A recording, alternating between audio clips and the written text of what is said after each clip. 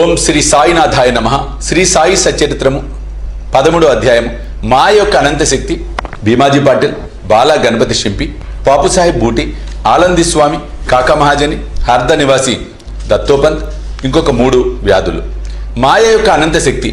బాబా మాటలు క్లుప్తముగాను, భావగర్భితముగాను, అర్ధపూర్ణముగాను, శక్తివంతముగాను, సమతూకముతోనూ ఉండేటివి. వారు ఎప్పుడూ తృప్తిగా నిశ్చింతగా ఉండువారు. బాబా ఇట్లనిరి, నేను ఫకీరునైనప్పటికీ ఇల్లు, వాకిలి, భార్య, బిడ్డలు తదితర బాధర బందీలేమీ లేకుండా ఎక్కడికి కదలక ఒకచోట కూర్చొని ఉన్నప్పటికీ తప్పించుకొనలేని మాయ నన్నును బాధించుచున్నది. నేను నన్ను మరచినను, ఆమెను మరువలేకున్నాను. ఎల్లప్పుడూ ఆమె నన్ను ఆవరించుచున్నది. హరి యొక్క ఆ ఆది మాయ బ్రహ్మాదులనే చికాకుపరచుచుండగా నా వంటి దుర్బలుడైన ఫకీరు అనగా ఎంత? హరి ప్రసన్నుడైనప్పుడే ఆ మాయ నుండి తప్పించుకున్నట సాధ్యము. నిరంతర హరి భజనయే మార్గం. మాయశక్తిని గురించి బాబా ఆ విధముగా పలికెను. మహాభాగవతంలో శ్రీకృష్ణుడు యోగులు తన ప్రతిరూపములని ఉద్ధవునకు చెప్పి ఉన్నాడు. తన భక్తుల మేలు కొరకు బాబా ఇంకా ఏమి చెప్పి ఉన్నారో వినుడు. ఎవరు అదృష్టవంతులు, ఎవరి పాపములు క్షీణించినవో వారే నన్ను భజించుట ఎందు తత్పరులై ఉండగలరు. ఎల్లప్పుడూ సాయి సాయి సాయి అని స్మరించుచుండిన సప్త సముద్రములను దాటించెదను. ఈ మాటలను విశ్వసింపుడు, తప్పక మేలు పొందెదవు. పూజా తంతుతో నాకు పని లేదు. షోడశోపచారములు గాని అష్టాంగ యోగములు గాని నాకు అవసరము లేదు. భక్తి ఉన్న చోటనే నా నివాసము. ఇక తమకు పూర్తిగా శరణాగతులైన వారి క్షేమం కొరకు బాబా ఏమి చేసినో వినుడు. భీమాజీ పాటిల్, పూనా జిల్లా జున్నూరు తాలూకా నారాయణగాం వాస్తవుడు భీమాజీ పాటిల్ 1909వ సంవత్సరంలో తీవ్రమైన ఊపిరితిత్తుల రుగ్మతకు గురైను. తుదకది క్షయగా మారెను. అన్ని రకముల ఔషధములు వాడెను, కానీ ప్రయోజనం లేదు. ఇక ఆశలన్నీ వదులుకొని, భగవంతుడా ఇక నీవే దిక్కు, నన్ను కాపాడు అని ప్రార్థించెను. మన పరిస్థితులు బాగుండనంత వరకు మనము భగవంతుని తలచము. భగవంతుని తలచము అను సంగతి అందరికీ తెలిసినది. కష్టములు మనల్ని ఆవరించినప్పుడు మనం భగవంతుని జ్ఞప్తికి తెచ్చుకునేదము. అట్లనే భీమాజీ కూడా భగవంతుని స్మరించెను. ఆ తర్వాత తన ఆరోగ్య విషయమై బాబా భక్తులకు నానాసాహెబ్ చాందోర్కర్తో సలహా చేయవలనన్న ఆలోచన కలిగాను. వెంటనే తన జబ్బు యొక్క వివరములన్నీ తెలుపుచు ఆయనకు ఒక లేఖ వ్రాసి అతని అభిప్రాయము అడిగాను. బాబా పాదములపై పడి బాబాను శరణు వేడుట ఒక్కటే ఆరోగ్యమునకు సాధనమని నానాసాహెబ్ చందోర్కర్ జవాబు వ్రాశాను. అతడు నానాసాహెబ్ సలహాపై ఆధారపడి షిరిడీకి పోవుటకు ఏర్పాట్లన్నీ చేసుకొనెను. అతనిని షిరిడీకి తెచ్చి మసీదులో ఉన్న బాబా ముందు కూర్చోబెట్టింది.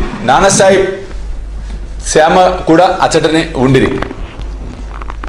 ఆ జబ్బు వాని గత జన్మలోని పాపకర్మ ఫలితమని అతని విషయంలో తాను జోక్యము చేసుకొనదలుచుట లేదని బాబా చెప్పాను. కానీ రోగి తనకు వేరే దిక్కు లేదని అందుచే చివరికి వారి పాదములను ఆశ్రయించి తనని మొరపెట్టుకొని వారి కటాక్షమునకై వేడుకొనెను. అతని ప్రార్థనకు బాబా కరిగెను. అప్పుడు బాబా అతనితో ఇట్లనిది, ఊరడిల్లుము, నీ ఆతురతను పారద్రోలుము. నీ కష్టములు గట్టెక్కినవి. ఎంతటి పీడ బాధలున్నవారైనను ఎప్పుడు ఈ మసీదు మెట్లు ఎక్కుదురో వారి కష్టములన్నీ నిష్క్రమించి సంతోషమునకు దారితీయును. ఇచ్చటి ఫకీరు మిక్కిలి దయార్ద్ర హృదయుడు. వారి రోగమును తప్పక బాగు చేయను. ఈ ఫకీర్ అందరినీ ప్రేమతోనూ దయతోనూ కాపాడును. ప్రతి 5 నిమిషములకు రక్తము కక్కుచుండిన ఆ రోగి బాబా సుముఖమున ఒక్కసారైనను రక్తము కక్కలేదు. బాబా వాణిని దయతో కాపాడాను. అభయమిచ్చిన వెంటనే రోగము నయమగుట ప్రారంభించాను. వాణిని భీమాబాయి ఇంటిలో బస చేయమని బాబా చెప్పాను. భీమాజీ వంటి రోగికి ఆ ఇల్లు అంత సదుపాయమైనది కాదు, ఆరోగ్యమైనది కాదు. కానీ బాబా ఆజ్ఞ జవదాటరానిది. అతడు షిరిడీలో ఉండినప్పుడు బాబా అతనికి 2 స్వప్న దృశ్యములను అనుభవములనిచ్చి వాని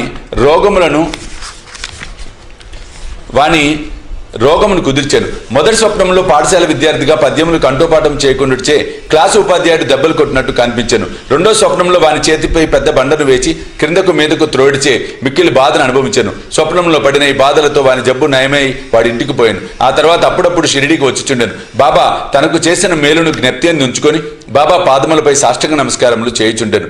బాబా తన భక్తుల వద్ద నుండి ఏమీ కాంక్షించేది వారు కారు. వారికి కావలసినదేమన్నా భక్తులు తాము పొందిన మేలును జ్ఞప్తిని ఉంచుకొని అచంచలమైన నమ్మకమును భక్తిను కలిగి ఉండుటే. మహారాష్ట్ర దేశంలో నెలకొకసారి గాని పక్షమునకొకసారి గాని ఇండ్లలో సత్యనారాయణ వ్రతం చేయడం సంప్రదాయం. కానీ భీమాజీ పాటిల్ ఆ సత్యనారాయణ వ్రతమునకు మారుగా కొత్తగా సాయి సత్య వ్రతమున తన ఊరు చేరిన వెంటనే ప్రారంభించాను. బాలా గణపతి షింపి. బాలా గణపతి అనువాడు బాబా భక్తుడు. అతడు ఒకసారి మలేరియా జబ్బుచే మిగిలి బాధపడుచుండెను. అన్ని రకముల ఔషధములు కషాయములు పుచ్చుకొనెను, కానీ నిష్ప్రయోజనమయ్యెను. జ్వరము కొంచెమైనా తగ్గలేదు. షిరిడి పరిగెత్తెను. బాబా పాదములపై పడెను. బాబా వానికి లక్ష్మీ మందిరం ముందరమున్న నల్ల కుక్కకు పెరుగన్నం కలిపి పెట్టుమని చెప్పాను. ఈ వింత రోగ నివారణోపాయం ఎట్లు నెరవేర్చవలెనో బాలాకు తెలియకుండాను ఇంటికి పోగా అచ్చట అన్నము పెరుగు సిద్ధముగా ఉండుట చూచాను. రెంటిని కలిపి లక్ష్మీ మందిరం వద్దకు తెచ్చాను. అచ్చటొక నల్లని కుక్క తోక ఆడించుకొనుచు కనిపించెను. పెరుగన్నము కుక్క ముందర పెట్టాను. కుక్క దానిని తినెను. అంతటితో బాలగణపతి మలేరియా జబ్బు శాశ్వతముగా పోయాను. బాపు సాహెబ్ బూటి. ఒకానొకప్పుడు బాపు సాహెబ్ బూటి జగట విరోచనములతో వమనములతో బాధపడుచుండెను.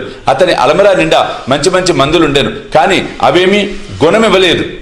విరేచనము వల్లను వమనముల వల్లను బాపు సాహెబ్ బాగా నీరసించెను.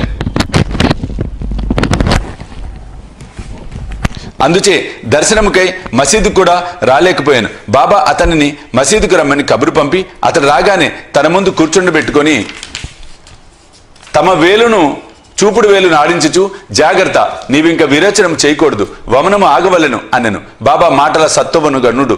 వెంటనే ఆ 2 వ్యాధులు పారిపోయాను. బూటి జబ్బు కుదిరెను. ఇంకొకప్పుడు బూటికి కలరా సోకెను. తీవ్రమైన దప్పికతో బాధపడుచుండెను. డాక్టర్ పిళ్ళయ్యను వైద్యుడు అన్ని ఔషధములను ప్రయత్నించాను, కానీ రోగము కుదరలేదు. బాబు సాహెబ్ అప్పుడప్పుడు బాబా వద్దకు వెళ్ళి ఏ ఔషధము పుచ్చుకొనినచో తన దాహము పోయి జబ్బు కుదురునని అడిగాను. బాదం పప్పు, పిస్తా, అక్రోట్ నానబెట్టి పాలు చక్కెరలో ఉడికించి పుచ్చుకొనినచో రోగము కుదురునని బాబా చెప్పాను. ఇది జబ్బును మరింత హెచ్చించునని ఏ డాక్టరు చెప్పును, కానీ ఏ డాక్టర్ అయినను చెప్పును. కానీ బాబు సాహెబ్ బాబా ఆజ్ఞను శిరసావహించను. పాలతో తయారు చేసి దానిని సేవించను. విచిత్రముగా రోగము వెంటనే కుదిరెను. ఆలంది స్వామి. ఆలంది నుండి ఒక సన్యాసి బాబా దర్శనముకే షిరిడి వచ్చాను. అతనికి చెవుపోటు ఎక్కువగా ఉండి నిద్ర పట్టలేదు. శస్త్రచికిత్స కూడా చేయించుకున్నాను, కానీ వ్యాధి నయం కాలేదు. బాధ ఎక్కువగా ఉండెను. ఏమి చేయుటకు తోచుకుండెను. తిరిగి పోవునప్పుడు బాబా దర్శనముకే వచ్చాను. అతని చెవుపోటు తగ్గుటకు ఏదైనా చేయమని శ్యామ ఆ సన్యాసి తరపున బాబాను వేడుకొనెను. బాబా అతన్ని ఇట్లా ఆశీర్వదించను. అల్లా అచ్చా కరేగా. ఆ సన్యాసి పూనా చేరి 1 వారము పిమ్మట షిరిడికి ఉత్తరము వ్రాసెను. ఆ ఉత్తరములో తన చెవిపోటు తగ్గిననియు, కానీ ఇంకనూ వాపు తగ్గలేదని వ్రాసెను. వాపు పోగొట్టుకున్నట్టుకై శస్త్రచికిత్స చేయించుకున్న వలన అని బొంబాయి వెళ్ళాను. డాక్టర్లు చెవి పరీక్ష చేసి శస్త్రచికిత్స అవసరం లేదని చెప్పిరి. బాబా వాక్కుకున్న శక్తి అంత అద్భుతం. కాకా మహాజని అని ఇంకొక భక్తుడు కలడు. అతడు నీళ్ల విరోచనములతో బాధపడుచుండెను. బాబా సేవకు ఆటంకం లేకుండానట్లు అతడు ఒక చెంబు నిండా నీళ్లు పోసుకొని దానిని మసీదులో ఒక మూల పెట్టుకొనెను. అవసరం వచ్చినప్పుడెల్లా పోవుచుండెను. సర్వజ్ఞుడైన బాబాతో ఏమీ చెప్పనక్కర్లేదని, బాబాయే త్వరలో తనకు స్వస్థత చేకూర్చునని కాకా నమ్మకం. మసీదు ముందర రాళ్ల తాపన చేయుటకు బాబా సమ్మతించెను. కావున పని ప్రారంభమయ్యను. వెంటనే బాబా కోపోద్దితుడై బిగ్గరగా అరిచెను. అందరూ పరిగెత్తుకుని పారిపోయిరి. కాకా కూడా పరుగుడ మొదలెడెను. కాని బాబా అతన్ని పట్టుకొని అచ్చట కూర్చుండబెట్టెను. ఆ సందడిలో ఎవరో వేరుశనగ పప్పుతో ఉన్న సంచిని అచ్చట విడిచి పారిపోయిరి. బాబా ఒక పిడికెడు శనగపప్పులు తీసి చేతితో నలిపి పొట్టును ఊది వచ్చి శుభ్రమైన పప్పును కాకాకిచ్చి తినమనెను. తిట్టుట, శుభ్రపరచుట, తినుట ఒకేసారి జరుగుచుండెను. బాబా కొంత పప్పును తినెను. సంచి ఉత్తది కాగానే నీళ్లు తీసుకురమ్మని బాబా కాకాను ఆజ్ఞాపించాను. కాకా కొండతో నీళ్లు తెచ్చాను. బాబా కొన్ని నీరు తాగి కాకాను కూడా త్రాగుమనెను. అప్పుడు బాబా ఇట్లు అనెను, నీ నీళ్ల విరోచనములు ఆగిపోయినవి. ఇప్పుడు నీవు రాళ్ల తాపన చేయు పనిని చూసుకోవచ్చు. అంతలో పారిపోయిన వారందరూ తిరిగి మసీదు చేరిరి. పని ప్రారంభింపబడెను. విరోచనములు ఆగిపోవడిచే కాకా కూడా వారితో కలిసెను. నీళ్ల విరోచనములకు వేరుశనగపప్పు ఔషధమా? వైద్య శాస్త్ర ప్రకారము వేరుశనగపప్పు విరోచనములను హెచ్చించును, కానీ తగ్గించలేదు. ఇందు నిజమైన ఔషధం బాబా యొక్క వాక్యే. హార్దా నివాసి దత్తోపంత్ హార్దా గ్రామ నివాసి. అతడు కడుపు నొప్పితో 14 సంవత్సరములు బాధపడెను. ఏ ఔషధము వానికి గుణము ఇవ్వలేదు. అతడు బాబా కీర్తి వినెను. వారు జబ్బులను దృష్టి చేతనే బాగు చేసేదన్న సంగతి తెలుసుకొని షిరిడీకి పోయి బాబా పాదములపై పడెను. బాబా అతనిని దయాదృష్టితో ఆశీర్వదించెను. బాబా అతని తలపై తమ హస్తమును ఉంచి ఊది ప్రసాదమును ఆశీర్వదించగానే అతనికి గుణము ఇచ్చెను. ఆ జబ్బు వలన తిరిగి అతడు ఎన్నడూ బాధపడలేదు. ఇంకొక 3 వ్యాధులు మాధవరావు దేశపాండే మూల వ్యాధితో బాధపడెను. సోనాముఖి కషాయమును బాబా వానికి ఇచ్చెను. అది వానికి గుణమిచ్చెను. 2 సంవత్సరముల పిమ్మట జబ్బు తిరగదోడెను. మాధవరావు ఇదే కషాయమును బాబా ఆజ్ఞ లేకుండా పుచ్చుకొనెను. కాని వ్యాధి అధికమాయెను. తిరిగి బాబా ఆశీర్వాదంతో నయమయ్యను. కాకమాజని అన్నగారైన గంగాధర పంతు అనేక సంవత్సరములు కడుపు నొప్పితో బాధపడెను. బాబా కీర్తి విని సిరిడి వచ్చెను. కడుపు నొప్పి బాగు చేయమని బాబాను వేడెను. బాబా వాని కడుపును తమ హస్తంతో స్పృశించి భగవంతుడే బాగు చేయగలడులే అనెను. అప్పటి నుండి అతని కడుపు నొప్పి తగ్గి పూర్తిగా వ్యాధి తగ్గి పూర్తిగా నయమైంది. ఒకప్పుడు నానాసాహెబ్ చందోర్కర్ కడుపు నొప్పితో మిగులు బాధపడెను. ఒకనాడు రాత్రింబవళ్ళు ఆ బాధతో సతమతమయ్యాను. డాక్టర్లు మందులు ఇంజక్షన్లు ఇచ్చిరి, కానీ అవి ఫలించలేదు. అప్పుడు అతడు బాబా వద్దకు వచ్చాను. బాబా ఆశీర్వదించెను. వెంటనే అతని జబ్బు పూర్తిగా తొలగిపోయింది. ఈ కథలను నిరూపించినదేమనా, అన్ని వ్యాధులు బాగోగుటకు అసలైన ఔషధము బాబా యొక్క వాక్కు ఆశీర్వాదములు మాత్రమే కాని ఔషధములు కావు. 13వ అధ్యాయం సంపూర్ణము. సద్గురు శ్రీ సాయినాథ అర్పణమస్తు. శుభం భవతు.